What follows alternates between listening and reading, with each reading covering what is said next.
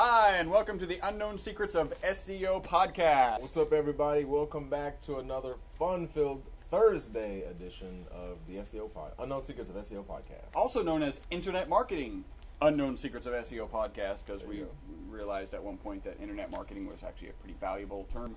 So we decided to add that to our title. And if you have any suggestions, we'd be happy to adjust our title again. This is podcast number 70. You are listening to the most popular SEO podcast on iTunes. Man, I'm disappointed. I'm a little down today. What's that? Yeah, this is like 2 weeks in a row I've gone over to iTunes, waiting to print out a review that we can talk about on air, and no one's reviewing us. Oh, man. So, go out there, create an iTunes account, and... I know there's a new visitor out there somewhere. Well, speaking of that, we actually have a listener in Estonia. Which is... a country. And there's a city in Estonia. God, we are American. Yeah, man, I really am. Hey, sorry about that, Estonia. And Tallinn is the city.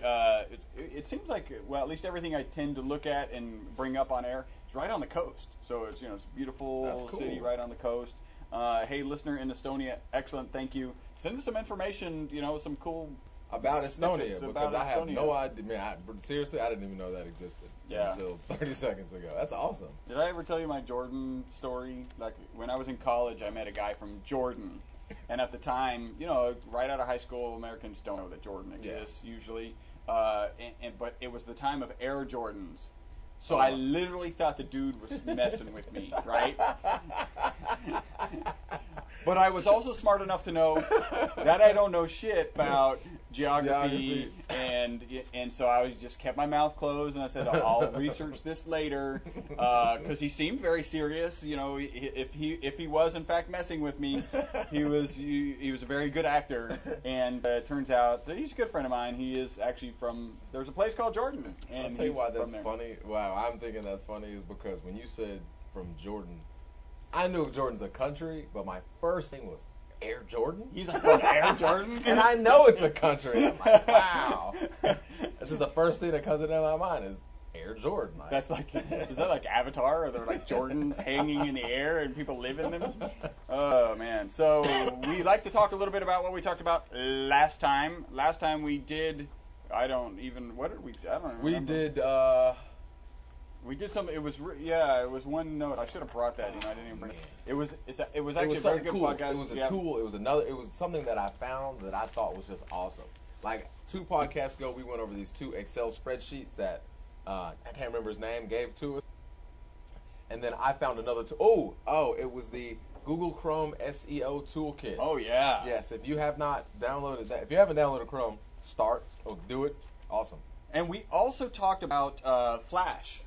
Right, and can Google actually parse Flash data, and what do you do about that? So go back. That is podcast number 69. Go back and listen to that. Yes. If you haven't downloaded Chrome, do it. If you haven't downloaded the SEO Toolkit for Chrome, do it. It is awesome. We talk about tools all the time. This one is a must-have for an SEO guy. It gives you a lot of quick information about any website. So that pretty much covers what we did last time. A little bit of news. Google has dropped Google Wave. There was a huge thing. Maybe you know about it, maybe you don't. We started using it here, and there was actually some initial very significant challenges, so we stopped using it. They fixed those challenges. We started using it again, and apparently they're going to drop it.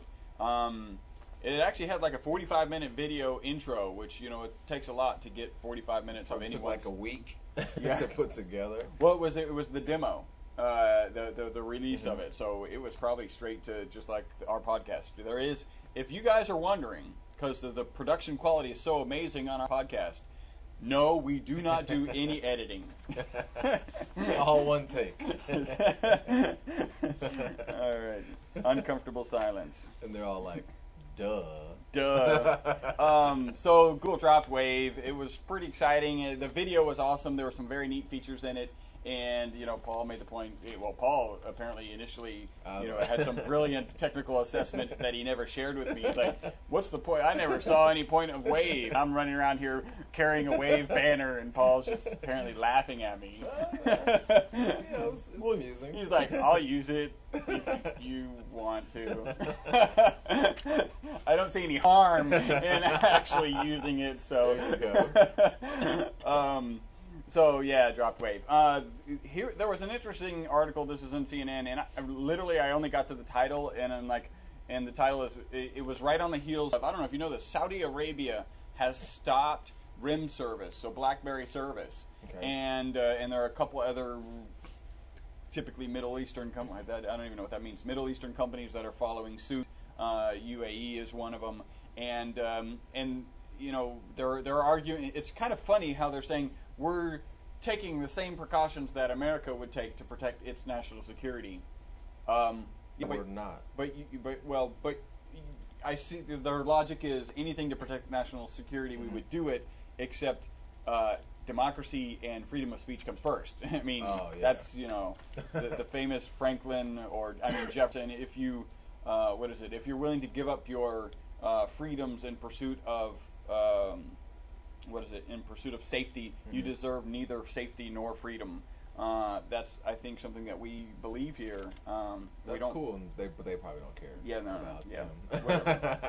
It's funny though that they come up with like they feel they have to defend their position, and their defense is, oh, we're doing what you would do. But we're not doing it. Kind of crazy. Like, you're right, but you're not. And, you know, we can hardly have news without any sort of Apple discussion, right? And there was a pretty funny little article. Apple broke my iPhone. Oh, really? With their new bloated operating system, God. which works like my old ass computer. It's like my Apple IIe. Yeah, so hey, that was a good computer, man.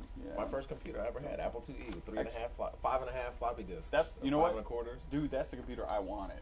Oh, really? I had a Commodore 64. Oh, wow. You had, like, I don't know, maybe you had one extra color in the monitor or something. Yeah, I had blue.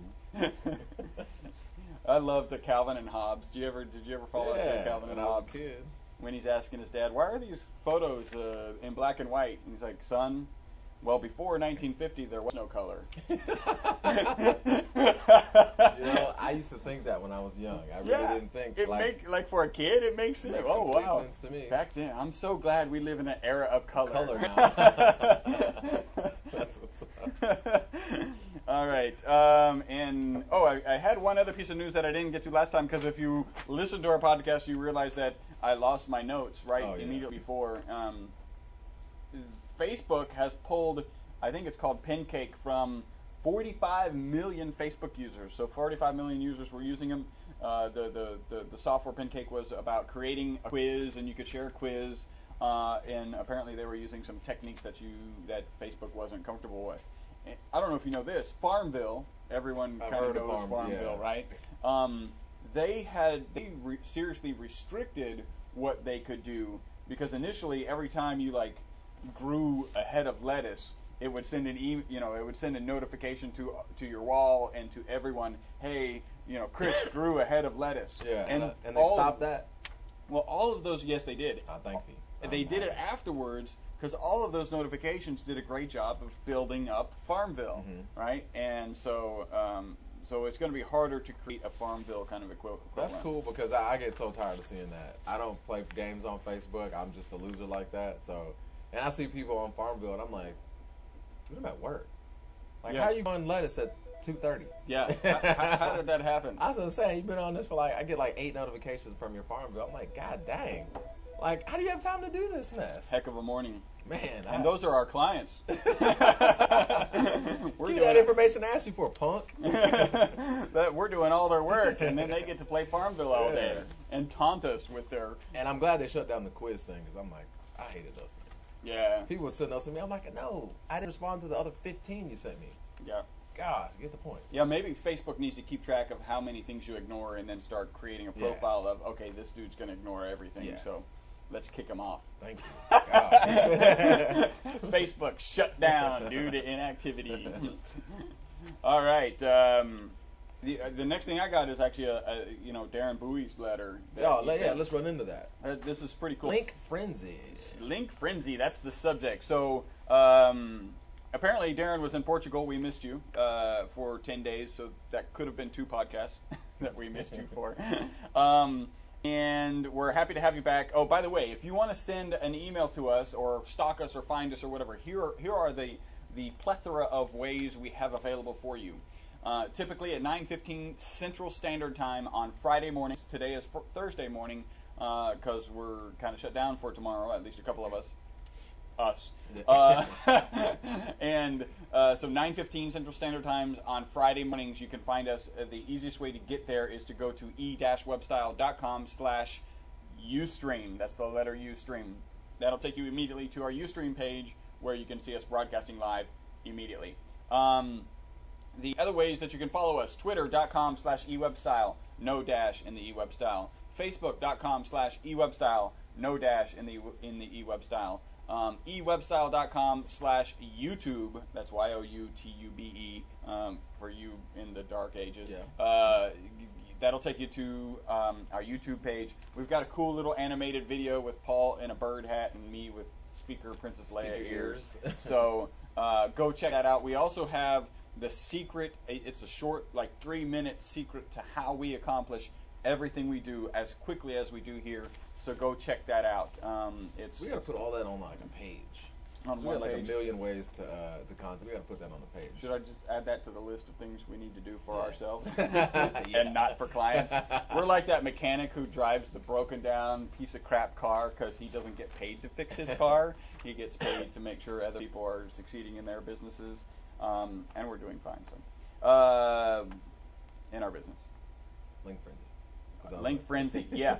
So quick point on Paul said in podcast number 68, apparently Paul said something about Google Places. Darren Bowie actually has 2 businesses in the same Google Places location. Same phone number. Darren, hook me up. I think it's Europe. Oh, god dang it. Yeah. Because I am in this battle with Google right now over 3 different businesses on businesses, same phone number, same address. Email me, hook me up, man. I figured, other than put us in contact. Put us in contact with the Google person you have stroke with, because we could use that. And so what you're saying, because we've talked about this about 3 podcasts ago, actually number 68 apparently, is that a different suite number is not working. I haven't heard back actually. I'm still being reviewed. Okay. Wow. So I don't know, Darren. If you have any tips, man, I'd sincerely appreciate it. Other than the fact that I should probably move to Europe if I want to do that. But I have not been able. Anyone with a duplicate address or phone number gets under review. Well, I think Darren, what I would suggest preemptively, because it probably doesn't have that much cost, is get another phone number that's forwarded maybe to your same line and put some sort of suite number or apartment number or whatever on it, so that when Google's initial software goes, because I imagine they're going to turn that on for Europe, because it kind of makes sense if, a perfect example, we would like each of our customers who can do business from Houston to be housed, and I'm putting the quote symbols up, out of our office, because then they're going to do well for them in Houston and Google Places, and that's not doing good by the Google customer, the Google search user. So Google's going to put a stop to that pretty quickly. So it kind of sucks, because we all know that there are multiple businesses run out of multiple locations.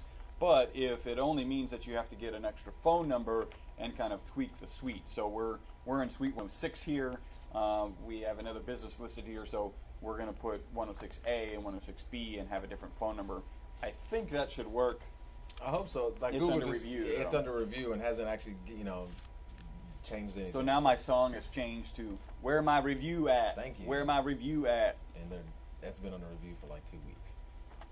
What's taking so long? I'm gonna stop rapping. So we got some news regarding. Okay, so we did a podcast a while back. Darren Bowie did one long page. All of his content was on one page, and he'd have little anchors that would jump down when you click the different tabs. And we kind of recommended, hey, you probably don't want to do that, because individual pages will be handled separately. Excuse me, I don't even know why I'm yawning. Maybe because I'm tired. And what he said is that he read that if you had different H1 tags, those are header tags, that would break up a particular page. And I think that's probably true. I mean, it makes sense. I think some of the challenge you have is potentially for Google getting confused about what information is on what page. So if you have a page, and I know you do SEO over there in Indoven, if you've got a page that's focused on SEO, then you want all your SEO anchor text links coming to that SEO page. What in your case it'd be coming to your home page, and then you would also have your web design coming to your home page. So Google, you're going to be diluting your inbound anchor Google juice, from one subject to another. So I would still recommend that you separate those.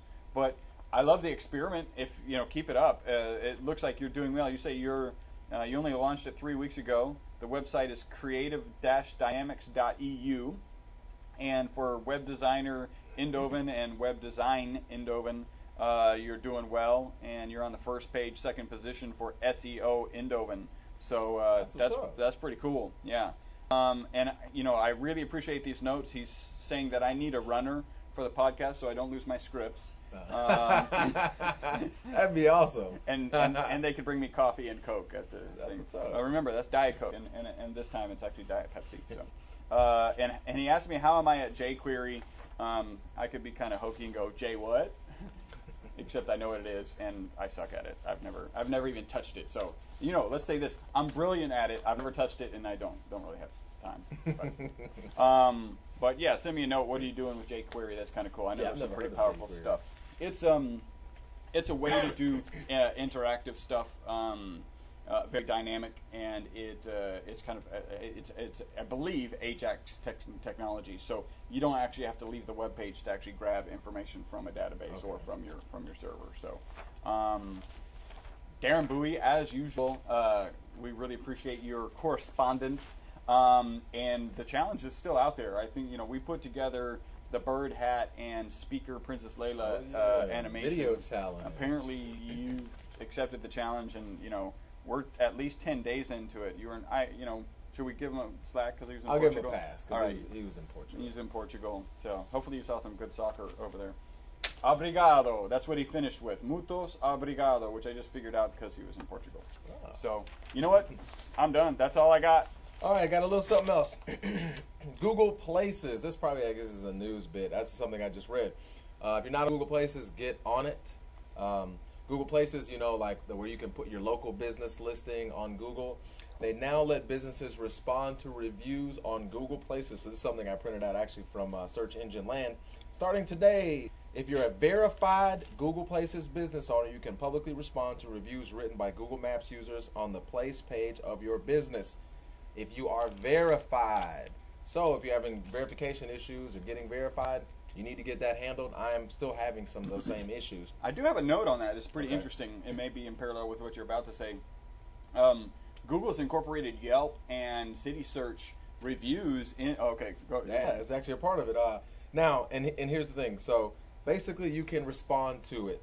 They actually offer a guide to how to respond to reviews, both positive and negative. They actually recommend that you respond to reviews positive and negative.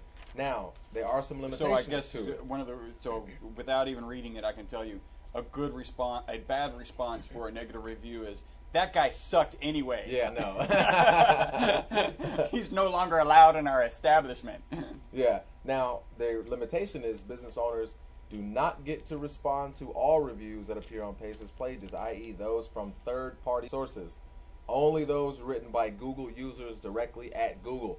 To my understanding, I think depending on the particular review, but up to half the reviews that come from Google Places come from third-party sites. I think it's even more. I don't know that many people are using Google Places. I don't think so either.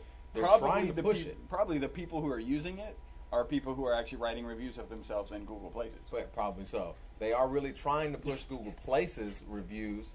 I know that. I've read that a while back. And they're going to drop the City Search and the Yelp. They get from yellowpages.com, City Search, Yelp, a bunch of different places. And by the way, if you wrote your own review and it was bad, really you'd need to close up shop. Yeah.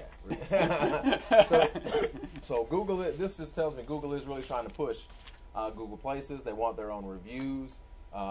We've talked about reviews a million times. You want to get reviews, and you want to respond to your reviews, positive and negative. There's a tool that helps you do that. And you want to include reviews on your website, testimonials, and we've talked. I'm sure we've talked in some of our podcasts, if not now, we're about to, that you want testimonials on each of your pages. You don't want a page of testimonials, and you don't want click here to go see testimonials. Yeah. Because our experience is that people don't do that. So just make some short, and you want them short. You don't want like a 5. Even though it's nice that somebody took the time to write 5 paragraphs about how wonderful your business and service is, that's not what people want to read when they want to read a testimonial. They want to read like the bullet point. Wow, they were awesome. They were on time. They delivered everything they promised, and I would definitely recommend them. Yeah. That's it. Keep it short. So. Yeah, and that's how I just started getting on Yelp and for reviews, and I think it's awesome. So, and I tell business owners, hey, you have some awesome Yelp reviews. This is why I came here. I had dinner last night at a guy across the street from 2 Day Postcards at a place called Bowl. I went specifically because they had Yelp reviews. Is that the noodle place? Yes. It's a soup and sandwich. Was there kind of some sort of unique review that you read there? Oh no, not that's Jenny's. That's on the other direction. So that's good. Okay, there's something else I want to talk about. I had a conversation with a copywriter the other day, and basically from this point on, I'm gonna talk about content and the importance of content. And this copywriter opened my eyes to something. Content is, we always say something. Is king. Oh, king. Content is right. king. Content, right? And to make a really long story short, he says, content is becoming increasingly important. Okay, yeah, I understand that. And things are changing. It's links aren't necessarily as important as they used to be 5 years ago, which is something that I believe wholeheartedly. There are other things that are becoming important. Facebook wasn't really important 5 years ago. Now it is. Twitter wasn't. Now it is in terms of your SEO placement. So basically, they took this guy, and I don't want to say their name because I didn't tell him I was going to bring this up on the podcast, but he took a website that was registered in 2009 that was not he bought a domain in 2009 called medicalinsurancequotes.com, right? Dang it, I didn't ask him if I could say that. Oh well. So he bought it. A guy was just sitting on it and bought it from him. This guy built a website for it, and then he added to it. He built a 1-page, 1,000-word splash page on it. Okay, that was built in January of 2010. All right, so that was built 8 months ago. And then he proceeded to show me how this website with nothing but content was able to get on the first page of Google. No backlinks. No backlinks. Just content. Okay. I kind of didn't believe him. A little bit of part of me did, because I'd heard this before, that content was king, duh. But he showed it to me, and he is 100% right. And to make a long story short, I kind of give some of the details of it. Okay, they built this website, we'll say January the 1st, right? They added 1 page, 1,000-word splash page, no backlinks at all. And so obviously, if you have 1 page, there's no inter-website linking. No inbound links, no outbound links. Okay, as of March the 1st, the page for that search query was on the 14th page of Google, and there was only 1 page index, obviously because there was only 1 page. So they started adding content to it. They added 42 pages of content between March the 1st and April the 15th. They didn't upload this content. They just had the content there. It was still that 1 page. That 1 page was able to take them from the 14th page of Google to the 7th page of Google between March the 1st, 2010, April the 15th, 2010. So they have jumped 7 pages just with 1 page of content. Of good content, Wow. Good, freshly written content. May the 1st. By the way, this is one of the copywriters we use. So. Yes. And I'm going to ask if we can use his name. I'll be happy to share it with anybody. We do have that kind of quality content that comes that we use to do May the 1st, they launched a brand new site with 42 pages of content that they'd already built, right? This was May the 1st. Then they also decided they were going to add, I think, about 28 pages after May. They were like, we're going to add about 28 more pages to the site. So May the 1st, they launched. On May the 1st, they were in page 3. The day they launched, they were already on the page 3. This is from work they had done with a 1-page, 1,000-word splash page. All right, so let's fast forward to June the 1st. They're still on page 3. Google has indexed 21 pages of their content. Here's how Google indexed them. May the 1st, 1 page. May the 15th, 5 pages. June the 1st, 21 pages. June the 15th, 82 pages. So what Google said, one, it's a brand new domain. Google was at first slow to index their content. Once they started noticing that they're adding content frequently and often, well, same shit. It started indexing their pages a hell of a lot faster. So from May the 1st to June the 15th, Google's indexing went from 1 page to 82 pages very quickly.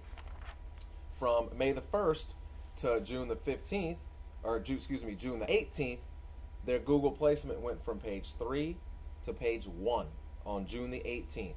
So let me backtrack that up. From March the 1st to June the 18th, they went from page 14 to page number 1. And that's page 14 with no website, basically. Yes. And then to page 1. To page 1.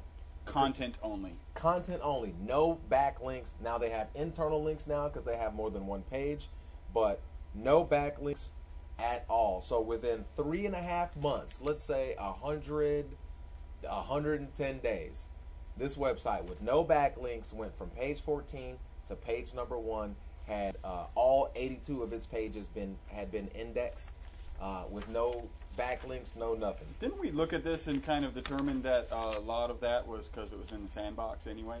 Yeah, part of it was in. So they were going to be in the sandbox anyway, so there was really no reason to upload that content from the very beginning. Mm-hmm. It was important to get that one page out there so that you can get out of the Google sandbox. And if you're not familiar with Google Sandbox, go to our website. Actually, go to our blog.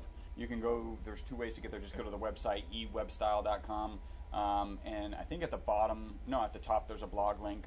Or if you go ewebstyle.com/techinfo, TECHINFO. That'll take you directly to our blog, and you can search Google Sandbox, and you'll find a podcast that we did do some talking about the Google Sandbox. And he talked about the sandbox. He also talked about caffeine. You know, if you ever heard of Google Caffeine, that's a bunch of podcasts ago. But the way caffeine is like a glutton for content. The way it indexes content faster. It gives weight to fresh content, to new content that's relevant. It's I think it was like semantic and whatever. It can literally read your content and figure out, does this really make sense? Contextual. Contextual. It's very intelligent, and it's just a glutton for content. So this is a perfect example of how content is really king. Now, am I saying drop your links or don't pay attention to your links? No. We still do links. That's still still a need big links, part of our ongoing campaign. This was just a great case study. And even he was saying, links are still important. Okay, but this is proof positive that content is extremely important these days. Well, so like we always say, all of this is theory and conjecture. Mm-hmm. We don't know the algorithm, so it's always going to be theory and conjecture until somebody steals the algorithm and gives it to me. And there you go. Next week, I may talk to a guy that says, I have a one-page website with no keywords, but a billion links. That hasn't even been indexed, and it's on the first page because of all the links. It's not even built yet. It's linking to my Dreamweaver. That's cool. So this is just, I thought, was a great example about your content. We use a first-class content, copywriting service when we do our content. Top notch, and this is just proof positive that they're awesome at what they do. I'd love to talk about it once they say it's okay. Yeah, we can hype us up, but they better give us a link too. Yep. Fools. And some free content. That's what I'm talking about. And our Google Places back. Yes. That's it. Yeah. There you go. So it's awesome. I hope you guys enjoyed that. Content is king, y'all. If you didn't get anything out of this, content is king. So we got a couple things. We're gonna have to pull up that list again. What do you got? 5 things for SEO. We've got keywords, content, keywords, links, and keywords. Keywords. That's right. Yeah. Yes. Keywords. Very, very, very, very important. Well, this is the end of podcast number 70. That's 70 for those of you putting the numbers together. You are listening to the most popular SEO podcast on iTunes. It is the Unknown Secrets of SEO. We love having you. I really, really miss that I don't have any reviews to share. That would be great. If you have any questions, comments, send them to us. Podcast@e-webstyle.com. We'd love to know, thoughts, ideas, new questions for topics, whatever, pictures of Estonia, send them to us. And we still need the pictures of Saint John Virgin Croix? Islands, St. Croix, yeah, wasn't it St. Croix that we I don't were know, listening but I'd love to see Say some St. pictures Croix. of St. Croix in case someone wants to send us Send them on over. Thank you guys for listening. Thank you guys for making us the most popular SEO podcast on iTunes. We really appreciate it. And contact us. Anything that we can do to help you guys. We're here about. We're all about sharing SEO information. And if you guys have something that you think we're missing, because we're good at what we do, we're not perfect. Let us know, and we'd love to share it on air. Darren Bowie's been a great example of that. Hey, I got to give another shout out to Scott Bonner.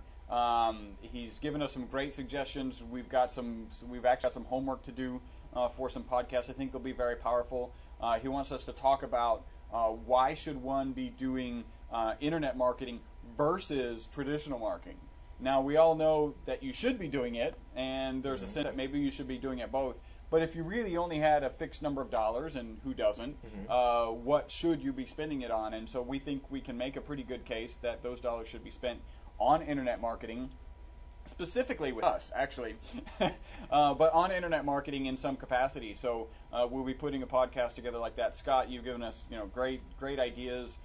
Great input, and he actually gave us a referral. So yeah, much love to Scott Bonner out there. What up, Scott? Columbus, Ohio. Even though I went to Michigan, I'm not going to hold that against you, Scott. Yeah, apparently I'm lying. I am going to hold that against apparently we need to fly up there. You guys have to arrange for us to have some, Ohio, Michigan tickets. Fight football to the death. How about that? No. Yeah, we can all get all painted up. I can be like half Michigan and half Ohio because I really don't care. And I can get beat up by all the fans. Traitor. Let's have a celebrity death match, Scott, like MTV. All right. Thank you guys for listening. This is the end of podcast number 70. My name is Chris Burris. And I'm Paul Hansen. Bye-bye for now.